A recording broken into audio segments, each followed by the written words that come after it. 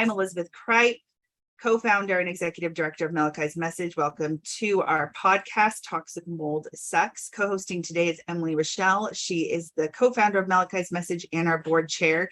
Today we have the privilege of speaking with Beth Lambert.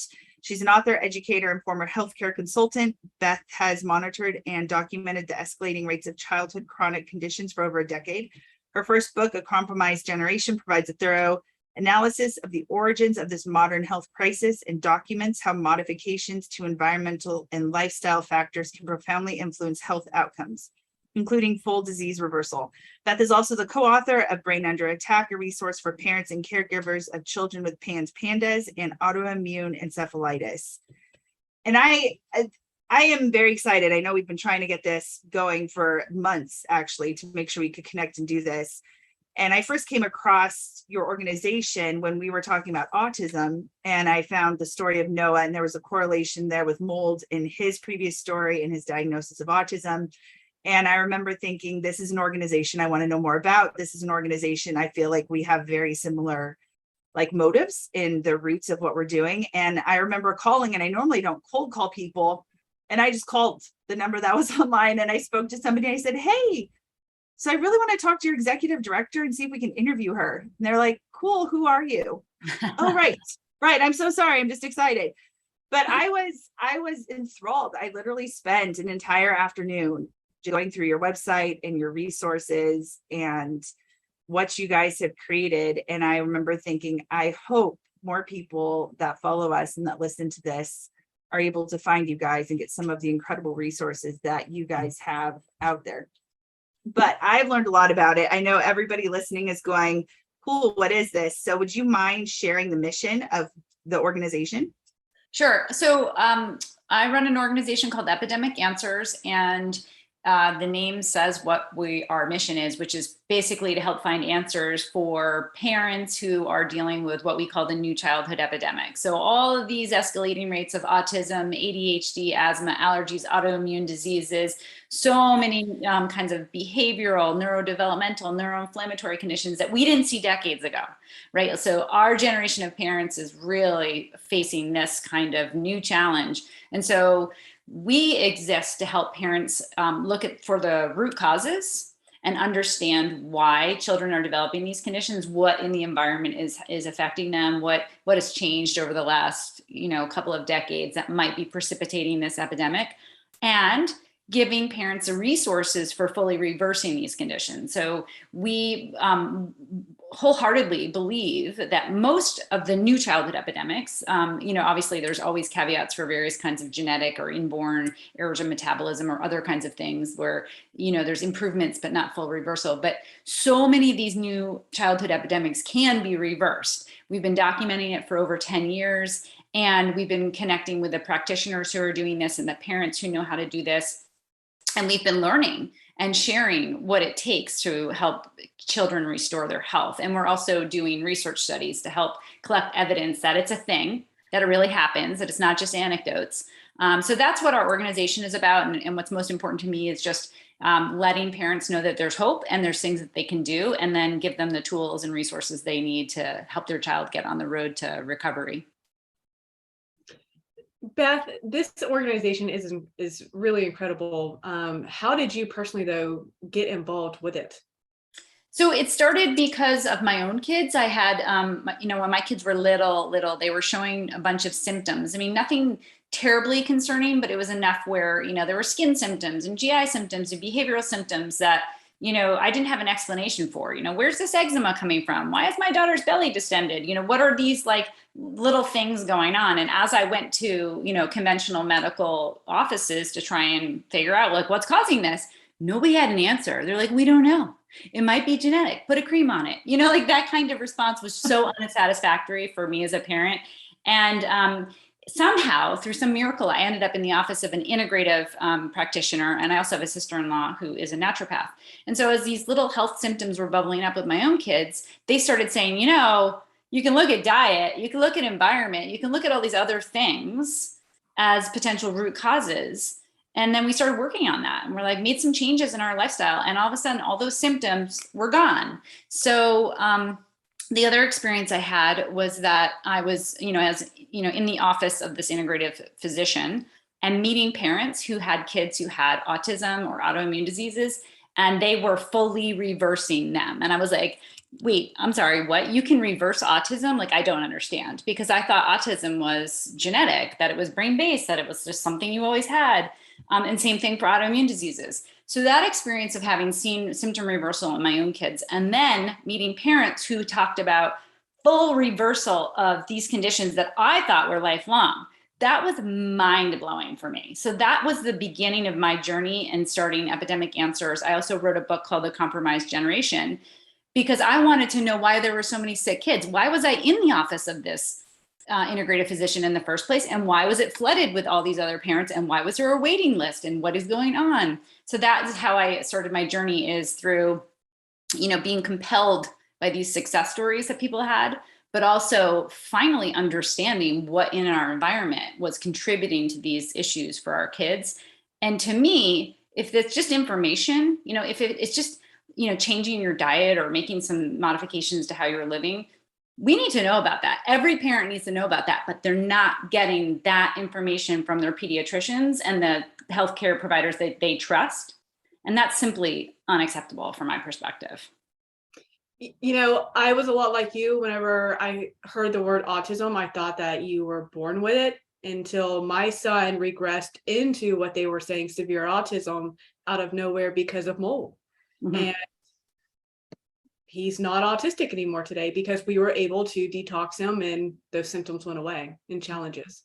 Amazing. I live for that. That is to me, that story should be, front and center for every parent who gets a diagnosis, right? That there are things under the surface that you can look at. And even for children who, again, have genetic or inborn errors of metabolism or different kinds of things are not as changeable, there's still so much you can do to support their health and help them thrive by modifying environmental things, the inputs that go into their bodies every day. So to me, everybody needs to know about those stories, right?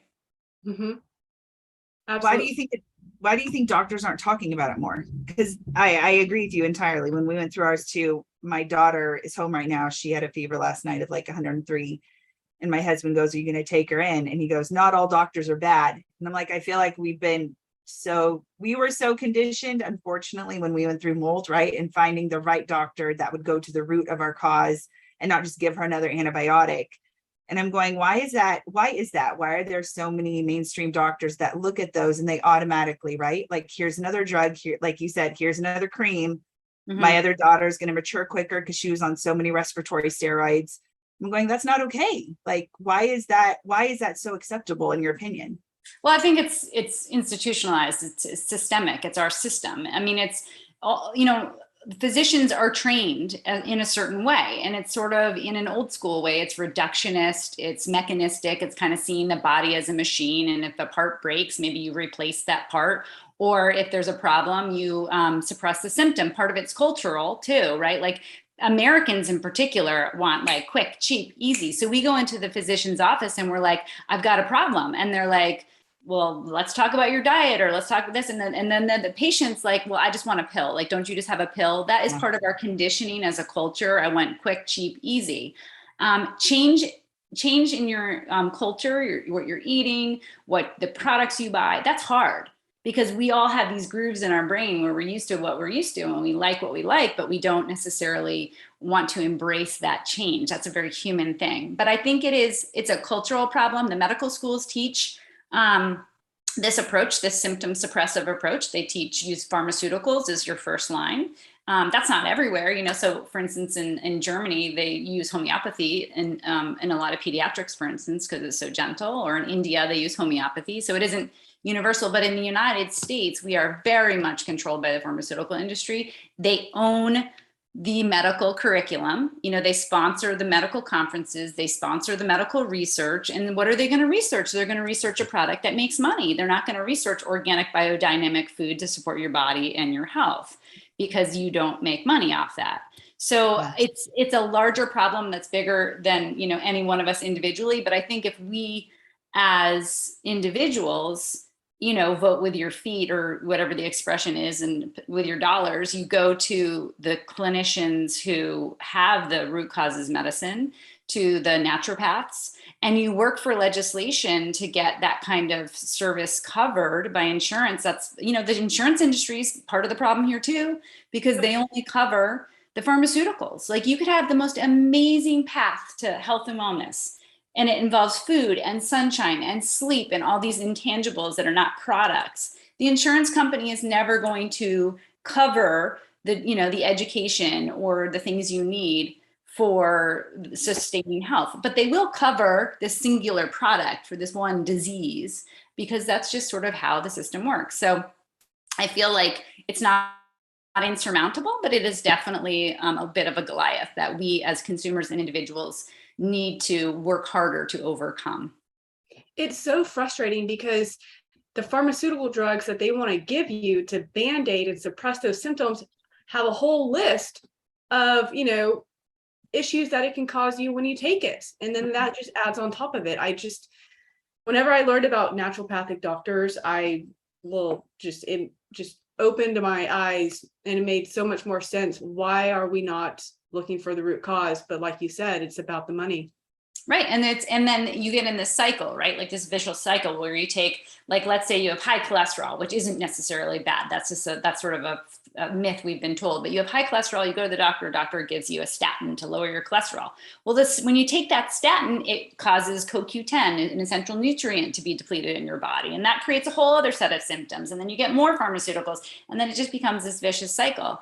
So we have to step outside of that as individuals and say, no, I don't want the quick, cheap, easy, fast solution here. I want to know what's causing this. What is underneath the surface here? That's the question we each as individuals need to take responsibility for and ask. And by the way, when we do that, we learn so much about ourselves, right? Think about like the parents who are working 3 jobs and burning the candle at both ends, and their health starts failing.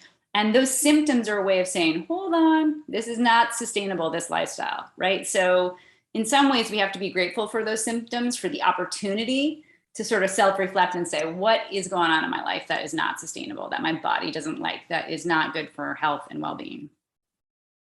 I love that. Yeah, my dad recently had a stroke, and I remember thinking, this is bizarre, because his cholesterol, they said it wasn't high, but then they still wanted to put him on high cholesterol medicine. And he said, no, I'm not taking that. And they're like, but it could help me. He's like, or it's going to cause these other symptoms, because I've looked into it. And then you're going to try and put me on these other drugs, and that's not acceptable. Like, you're not going to pollute my body.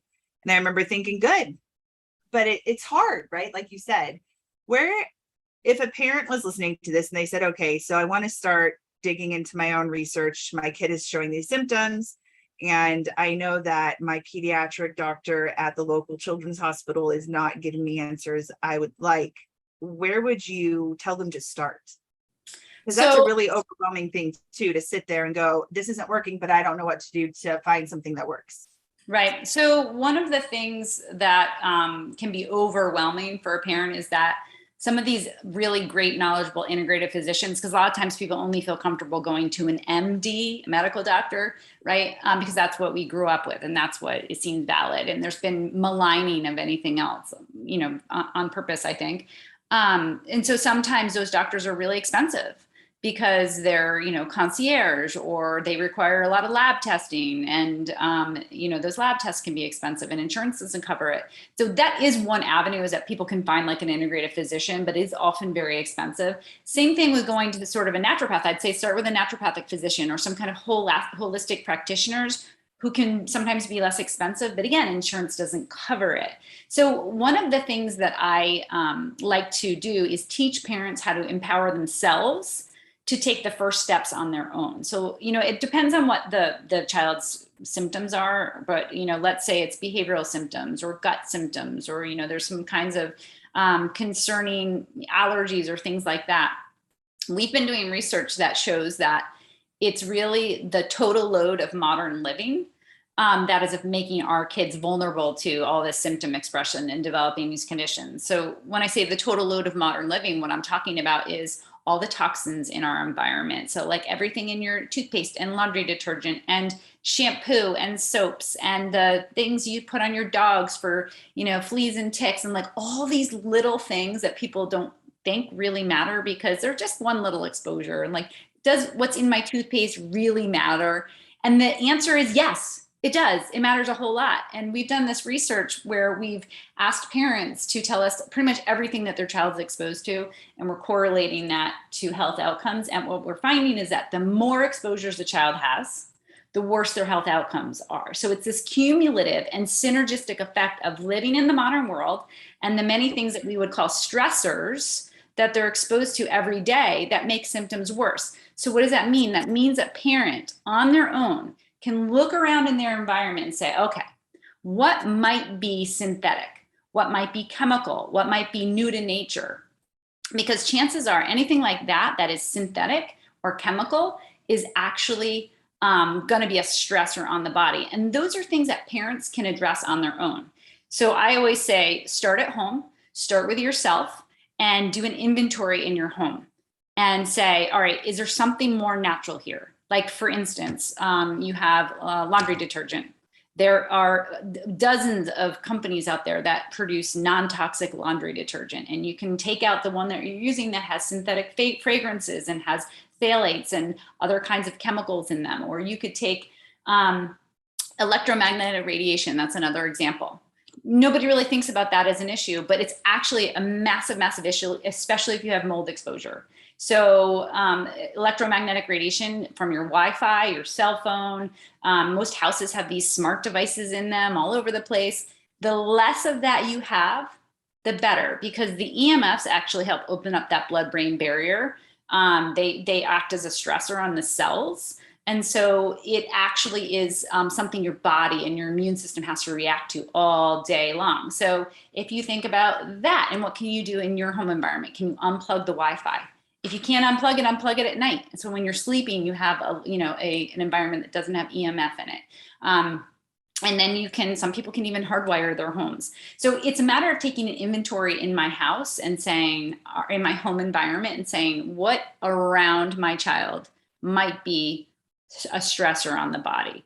And we do have actually a research study that we're doing where if you participate in the research study, you take a survey, and as a sort of a thank you for participating, you get a personalized report back that highlights everything in your child's life that might be considered a stressor. So it's almost like a blueprint, right? It's like all right, what's a stressor in my life? I have no idea what's harming my child's health on a daily basis. This report tells you what's in your individual life. It is a stressor. It literally highlights things in orange. So that's a tool that we advocate that parents use when they're, they don't know where to start. You start at home, look at the stressors, try and reduce your child's total load. And if you need help with that, we have a study that can give you that guidance. How often do you find that mold plays a factor, a big role in people's health? Way more than you would think. And also, the thing with mold is that it's, first of all, people don't always look for it, right?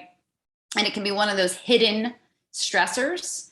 And if you live in a home where something smells musty or damp, or, you feel like it's got that sort of like my grandma's home kind of feel to it, you've got mold, it's present. If you can see it, you can smell it, it's present. But more often, in the case of the story of Noah that you talked about, who had exposure to mold, they didn't know it was there. It was hidden. There was no smell. They couldn't see it. So it's often there. And then the question is, why are we reacting to mold in this way now, when people have been, exposed to mold for time immemorial, right? If you think about the Middle Ages, like every picture I have of myself, like in my brain of, sort of like the bubonic plague and the Middle Ages, or like people living in dank, dark, dwellings filled with mold, I'm sure. But so why is it now that we are reacting to this mold and it's causing so many problems? And mold can, as you know, suppress the immune system, right? So it makes you vulnerable to everything else. And it really comes down to two things in my mind.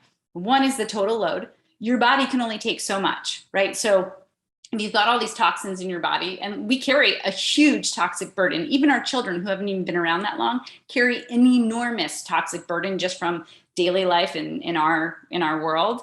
And the more toxins you have, the less capacity your immune system has to handle something like mold. That's one piece. And then the other piece is that we've completely altered our microbiome. And our microbiome is all the microorganisms in our gut and in and around our body. And through multiple generations of using antibiotics and hand sanitizers and chemicals and bleaches and all these kinds of things, we've destroyed our microbiome. Our microbiome would be what helps us manage that response to the mold and handle it and not have it trigger this chronic inflammation. But we've killed off the good bacteria that help us manage that immune response. And so we're kind of left vulnerable. So I think that, to answer your question about what's the deal with mold? Why are so many kids impacted by mold? We're more vulnerable to the impact of mold, and mold produces toxins, mycotoxins, like anything else. And we just don't have the resilience to be able to deal with it that we might have just a few generations ago. And I think that looking for mold is a really good idea for anybody who has a child with a neurobehavioral, neurodevelopmental kind of condition, autoimmune condition, anything where that immune system is dysregulated. Look for mold, because if you take that mold out, if you do remediation, if you move homes to a place where there isn't mold, you're giving your immune system a break, right? And that's really what our immune systems need, is to just stop the onslaught of stressors on our bodies. And then the immune system can regulate and just sort of recalibrate and readjust, but not if it's there every day. If you're breathing mold every day, your immune system is constantly activated and triggered. I have a question. This is a big topic that a lot of people talk about, which is, do you think that we are actually giving birth to sicker generations because of the mother's own toxic load, which is much higher these days than it was 30 years ago? 100%. Absolutely 100%. And if you think about it, so I wrote a book in 2010 where two-thirds of that book is about the microbiome and the importance of the microbes in our body and the ecology that we need to maintain in our body. And if you go back just a couple of generations, so you go back to like World War II, and right before World War II broke out, we invented these sulfa drugs, which were the first antibiotics, right? And then after World War II, you've got penicillin, and you've got all these different types of antibiotics that get onto the market. And then they become like candy, and everyone takes them for everything you could possibly imagine. And we use them for agriculture. We put them in our cows and we put them in our chickens to make them grow bigger and more robust. And by the way, do you know why they give antibiotics to animals on the feedlots? Partly to keep the diseases out, right? But it's really to actually fatten them. So, obesity is secondary to microbiome perturbations and disruptions in the microbiome. But the reason I'm mentioning all this is because think about your grandma who post-World War II took antibiotics for whatever because they were the new miracle drug. And then think about all the microbes in her body, they get passed down to your mother in the birth canal. So when the babies come out, they acquire the microbiome from the mother and the environment that the baby's exposed to immediately. And then take your mother who had a couple rounds of antibiotics for strep throat or for whatever, this or that or the other thing, her microbiome got screwed up. And then when she had you, your microbiome was totally messed up coming into this world. And then you have your child. So think about that. It's now 4 people whose microbiome has been altered by chemicals and antibiotics in the environment. And each subsequent generation is getting less and less diverse of a microbiome. And diversity is the key to health. So if you have, 4 generations of that, what's going to happen in the next couple of generations unless we do something really powerful to start restoring the microbiome and restoring that ecology in our bodies? So I didn't even mention toxins. That's just microbiome, and that's just antibiotics. So think about now, the other thing that happens from generation to generation is the toxins get transferred. The umbilical cord study, I'm sure you've heard about, 280 plus chemicals found in the umbilical cord. A baby's born to this planet. They're not born clean. They're born dirty. They're born with pollution. They're born with all these toxins. So now you're transferring that from mother to baby and to the next baby and to the next baby. So it is a little bit doom and gloom to think about. But at the same time, we can also, with knowledge, we can arrest this. We can stop this process and say, all right, so if you're going to have a baby, if you're planning to become a new mom, you have to detoxify your body. you need to start rebuilding your microbiome. And that's how you kind of stop that progression from generation to generation. Okay, we're going to keep talking because I want to talk about documenting hope, because that was one of the highlights for me when I was going through your resources and looking at what y'all are doing. But we need to thank one of our sponsors real quick.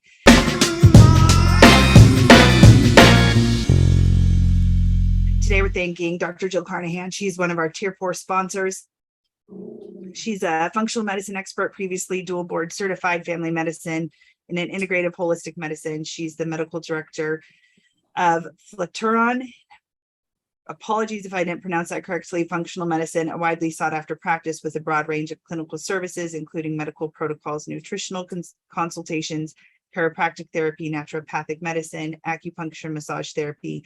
As a survivor of breast cancer, severe Crohn's disease, and toxic mold infections, she brings a unique perspective to treating patients with the midst of complex and chronic illness. Her clinic specializes in searching for the underlying triggers that contribute to illness through cutting-edge lab testing and tailoring the intervention to specific needs. You can learn more at www.jillcarnahan.com.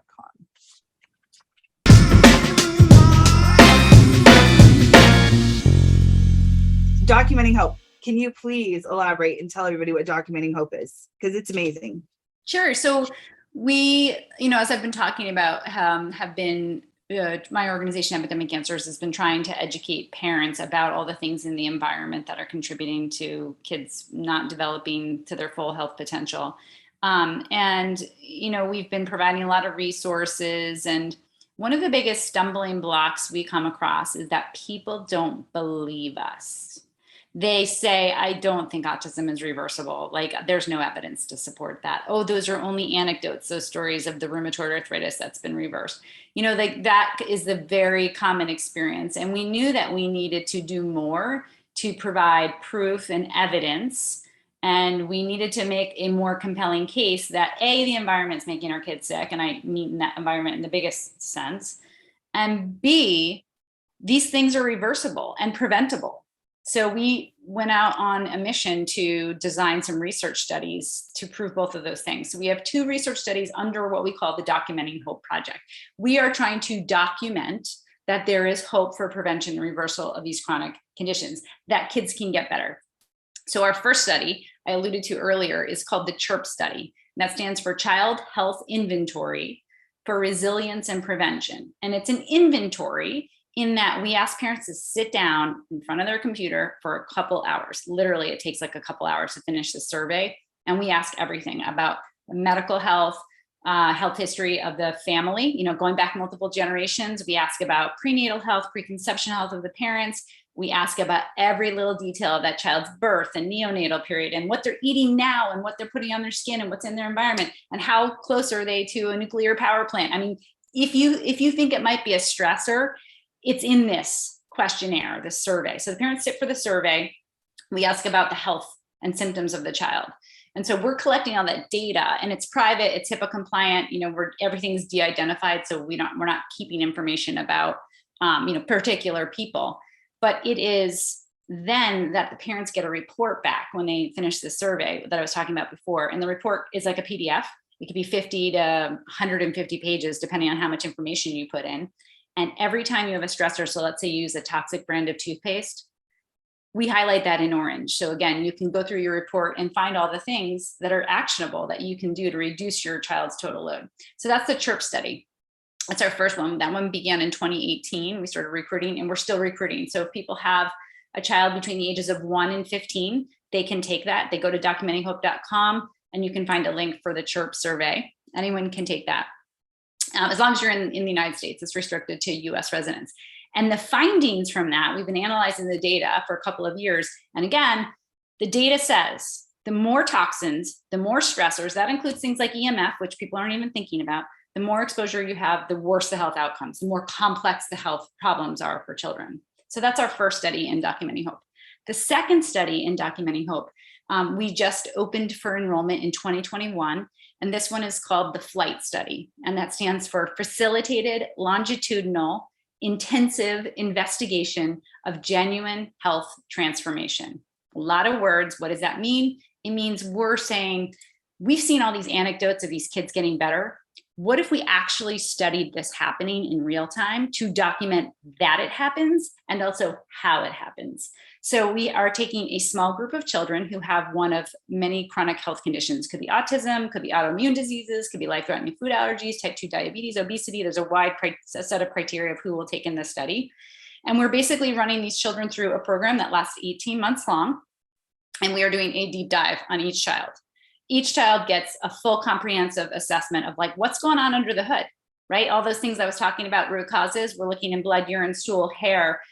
Each child will get a QEEG, so a brain scan that helps assess what's going on neurologically. There are other clinical assessments too, structural assessments, dental, vision. I mean, it's literally like what is out of balance with this child, but let's use every tool we have. And then we're helping a community of practitioners help this child restore balance.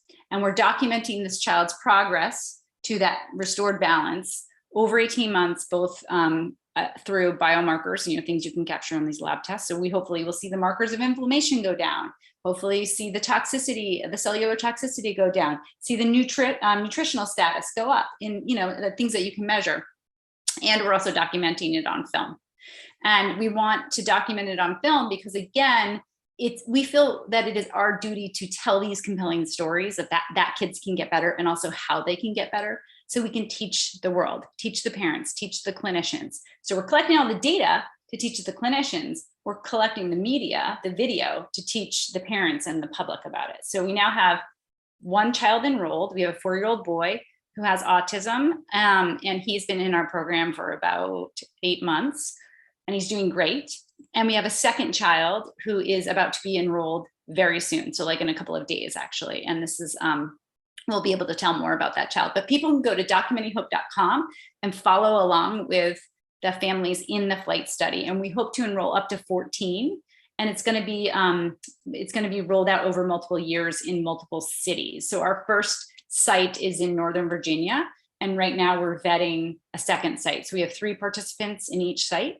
And the reason why we're doing different sites is to really demonstrate that there's no like special sauce in one particular region or city. There's no special magical doctor that's going to come in and do this work and help your child heal.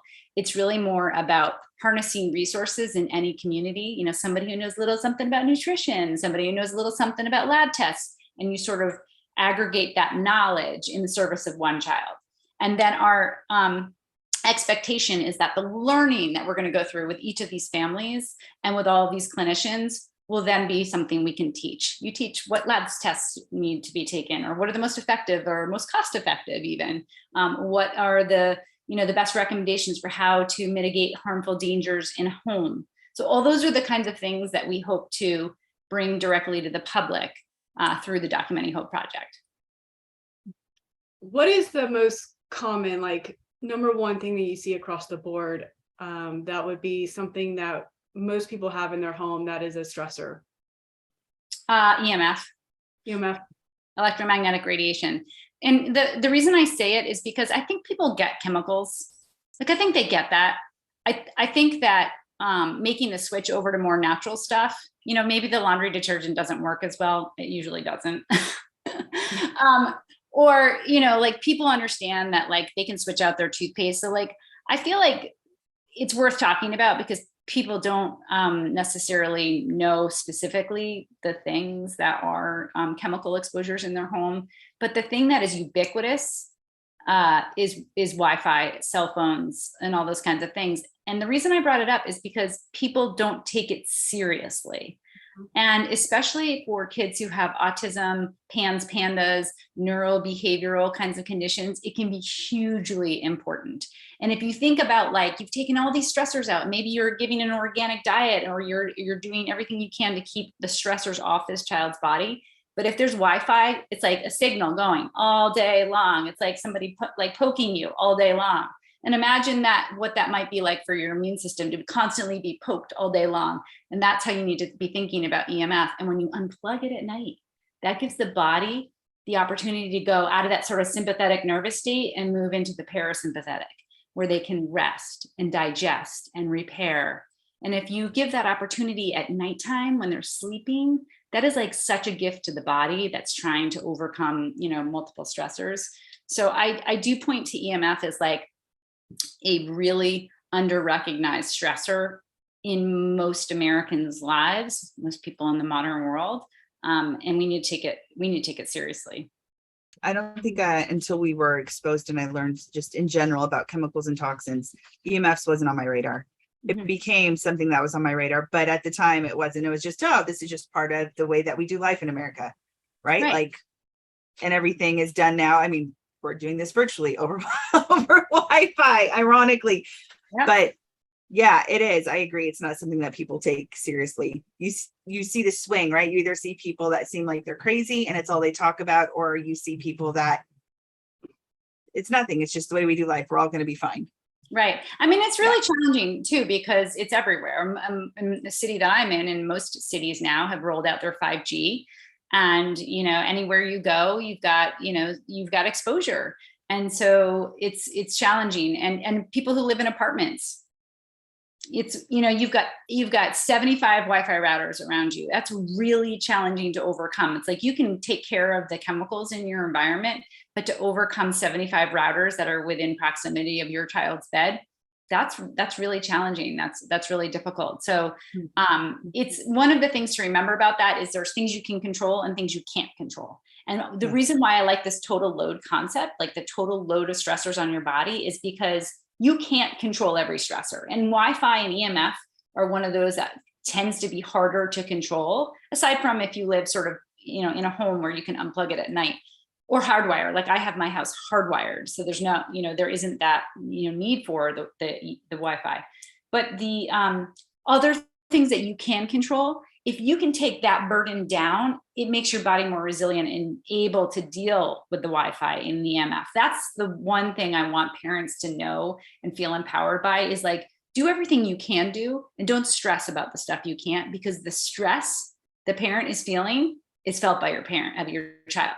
And like when your nervous system is like, oh my God, there's EMF everywhere, and you're in this state of panic about it, your kid's feeling that, and their nervous system is lockstep with yours, especially the littler guys, littler kids. So control what you can and don't stress about the stuff you can't. Emily, do you have any other questions before we? I could keep talking to Beth. I know. Well, where can people find out more? You've given us some websites. We're going to include the links, but where can they go to get some of the resources that y'all have? So, we have two websites, epidemicanswers.org, and then documentinghope.com. And I'll also mention we do have a book for parents who have a child with PANS or PANDAS or autoimmune encephalitis, where that EMF is really important. And that's Brain Under Attack. And it's brainunderattack.com. And one other thing I will mention is that in a few weeks, we'll be launching a new membership community. It's a private community for parents that will essentially provide a safe, non-judgment space for parents to learn about the healing journey, go through the whole process step by step. Like we want to, on our existing resources that we have on our websites, there's tons of information. It's like, you can choose your own adventure. You get in there and you dig around and you guide yourself. But this is a healing community where we want to provide more guidance and kind of walk people through the process. Like, how do you reduce your child's total load?